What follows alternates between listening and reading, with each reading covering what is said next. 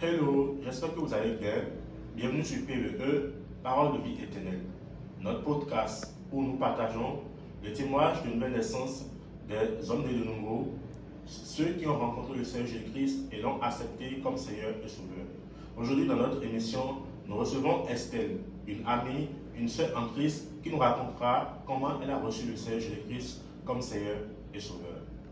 Merci de vous la bien sûr. Bonsoir mademoiselle Estelle, comment vous allez? Bonsoir, je vais très bien chez toi.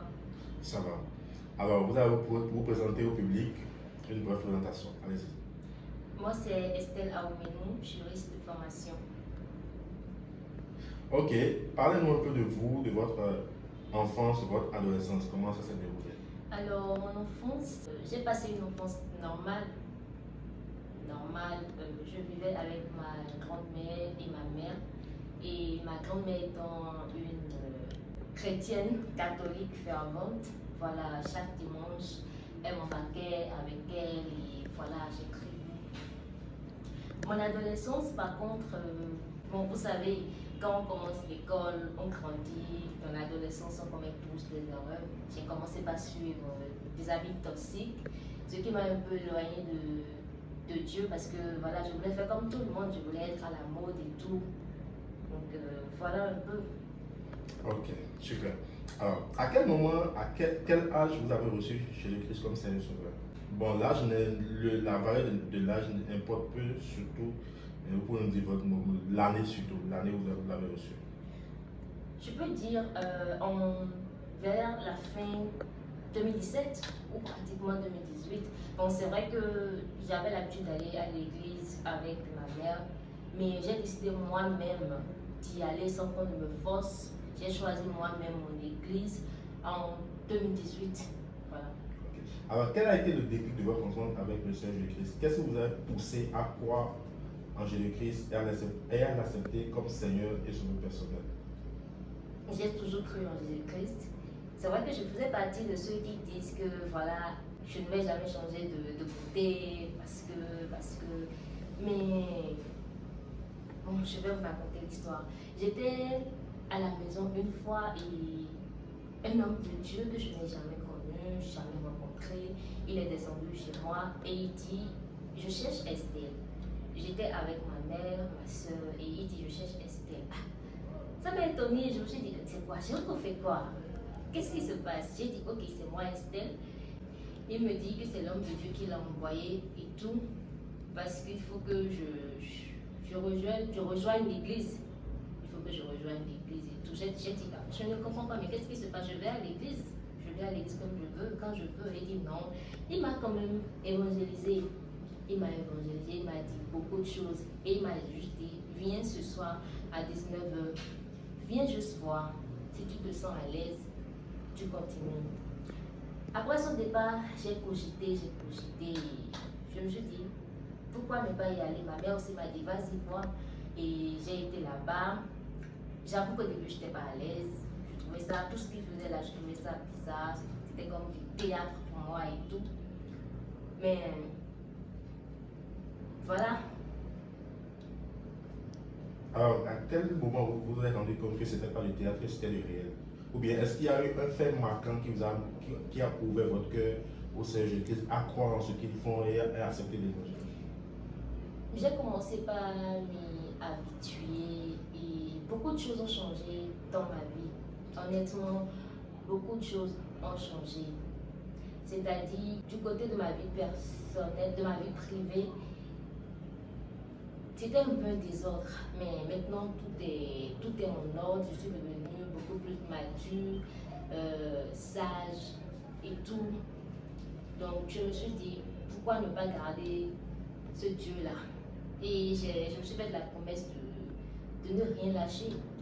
Donc ça veut dire qu'arrivé un moment, vous vous êtes trouvé seul dans votre vie et vous avez pris la décision désormais de marcher avec Jésus-Christ.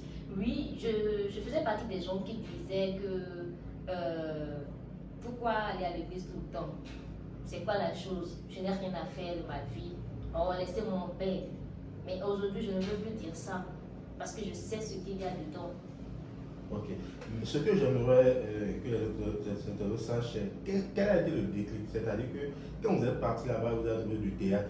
Qu'est-ce qui s'est passé? Qu'est-ce qui s'est passé au point où ce qui était un théâtre pour vous, désormais vous avez commencé par croire à ça? Bon, Est-ce qu'il y a un événement particulier ou bien il y a eu quelque chose qui s'est passé et vous vous êtes rendu compte que, que ceci est réel, que la chose là c'est vraiment réel et ça vous a étonné et vous avez décidé de vous rallier? oui. Allez-y. La prophétie, Ok. à force d'y aller, Dieu m'a localisé d'abord par le baptême de feu. J'ai commencé par parler une langue que je ne parlais pas. Et j'ai commencé par prier moi-même. Donc, la prophétie. Donc vous avez reçu une prophétie Oui, particulière? un dimanche, oui, un Ok, dimanche. donc un dimanche, l'homme de Dieu vous a touché, vous a donné une prophétie Oui, particulière qui oui. n'était pas, vous voyez que c'était quelque chose de secret peut-être entre vous et Dieu. Oui, Ok. et effectivement, ça s'est réalisé. Ça veut dire. Oui, ça s'est réalisé. Donc en ce moment, ça commence par ouvrir votre cœur. Et vous avez vu que réellement, ce Jésus-Christ là est réel, que ce n'est pas juste des fables ou bien des écrits au hasard. Exactement. Ok, super. Ok, alors, aujourd'hui, que représente Jésus-Christ pour vous? Jésus représente tout pour moi. Tout en termes de quoi? Tout. Oui, j'aimerais que vous essayez d'expliquer un peu le tout. Je ne peux rien faire maintenant sans demander l'avis de Dieu d'abord, en fait. Ok. Qu'est-ce qui vous apporte concrètement? La paix du cœur. La paix du cœur. Cette paix que je n'avais pas auparavant. Cette paix que vous n'avez pas. Super. Alors, quel conseil avez-vous à donner à quelqu'un qui vous écoute actuellement, mais qui ne croit pas encore en Jésus, ou qui ne lui a pas encore donné sa vie, et surtout qui prend un peu les trucs de Jésus comme c'est du théâtre, comme vous le prenez autrefois? Bon, d'abord, beaucoup pensent que venir à Christ, c'est facile. C'est pas du tout facile. Beaucoup se disent que voilà, quand tu vas évangéliser, on te dit, si je commence votre église là, est-ce que je serai riche? Est-ce que tout ira bien dans ma vie? Ou bien on te dit carrément que toi tu vas à l'église, non? Pourquoi tu es toujours comme ça? Pourquoi rien ne va dans ta vie? Moi j'aimerais dire à quelqu'un aujourd'hui qu'il faut de la persévérance. Il faut de la persévérance. C'est pas que en Jésus tout est beau. Non, rien n'est beau, il faut de la persévérance. Vous dites que rien n'est beau. Je dis rien n'est beau dans le sens où moi-même en tant que chrétienne, je fais face à des difficultés. Il y a des moments où je me dis, bon, c'est bon, je vais laisser tomber, je suis fatiguée.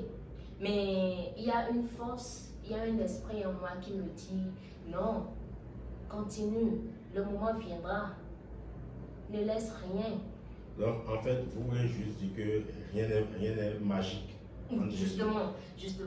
Et c'est pas de la magie, vous êtes toujours une personne normale, mais avec une force surnaturelle qui est l'Esprit de Dieu, le Saint-Esprit. C'est un peu ça.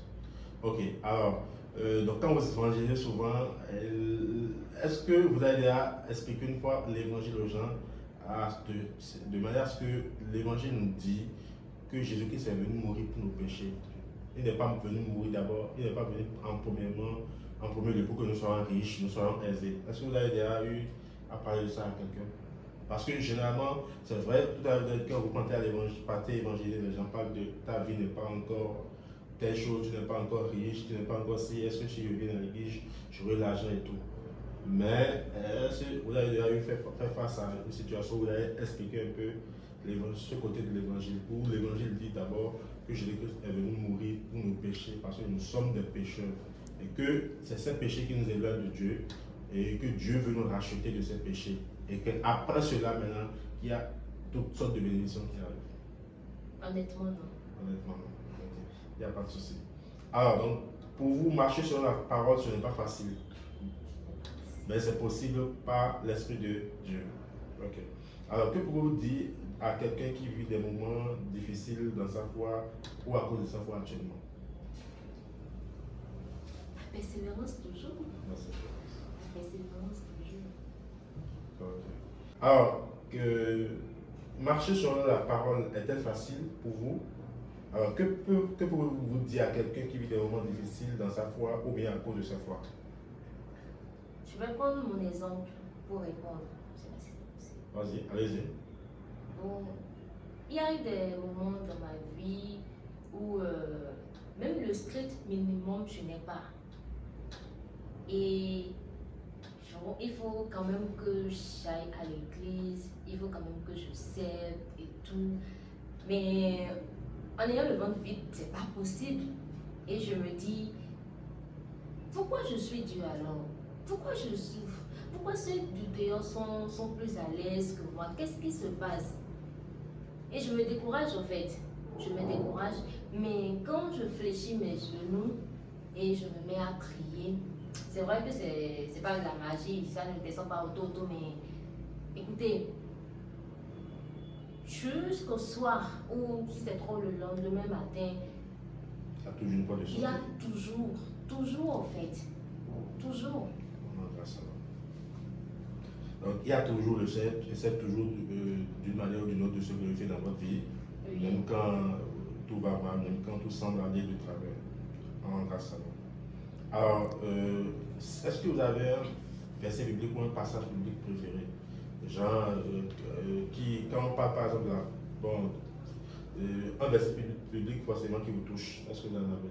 À l'instant, ce qui me vient en tête, c'est l'Éternel est mon berger, je ne manquerai de rien. Parce que c'est ma phrase favorite de chaque jour. Ok, super.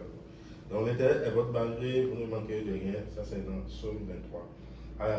Alors, quel est votre mot de fin? Qu'est-ce que vous avez à dire à ceux qui nous suivent, à toute personne qui tombera sur cette vidéo? Moi, j'ai fait le choix de suivre Jésus-Christ. C'est l'un des meilleurs choix de ma vie. Parce que ce choix m'a éloigné de mon cercle toxique que j'avais auparavant. Ce choix m'a donné une nouvelle famille, une nouvelle vie, une nouvelle identité. Amen. Et je m'y plais bien. Je vous exhorte tous à accepter Jésus. Parce qu'il est la vie éternelle. Amen. La Bible dit qu'il est le chemin, la vie, la vie et la vérité. Merci d'avoir accepté de passer ce moment avec nous, de partager votre témoignage, votre rencontre avec le Seigneur. Puisse le Seigneur vous bénir et puis puisse davantage vous conduire à marcher davantage avec lui dans votre foi. Amen. Merci de nous avoir suivis. Pour toutes les personnes qui ne sont pas encore abonnées, veuillez vous abonner, veuillez appuyer la cloche de notification pour être informé dès que nous publions une vidéo. Merci de partager, de liker. J'aimerais dire à quelqu'un que Jésus-Christ existe, il est réel, il nous apporte la paix, il est le chemin, la vie, la vérité. Et que si vous faites le choix de Jésus, vous avez peut-être des moments difficiles, des tribulations, mais à la fin, vous en sortirez toujours gagnant. Il vous préparera toujours une porte de sortie. Avant de clôturer, nous allons faire une petite prière. Père Céleste, merci. Merci pour ce soir. Merci parce que tu nous as permis de nous réunir, de partager nos témoignages. Je prie que tu puisses nous conduire davantage, que tu puisses toucher le cœur de toute personne qui a suivi ce témoignage, que le Saint-Esprit puisse toucher le cœur et qu'il puisse désirer te connaître davantage et qu'il puisse chercher à écouter ta voix, à t'entendre. Merci Jésus pour tout ce que tu fais dans nos vies. Merci pour toute personne qui regardera cette vidéo. Nous prions comme Seigneur Jésus-Christ que tu puisses travailler au salut de ceux qui regardent nos vidéos, nos pages, nous suivent. Merci pour tout ce que tu fais dans nos vies. Que le sang de Jésus-Christ nous couvre. Au nom de Jésus, j'ai prié.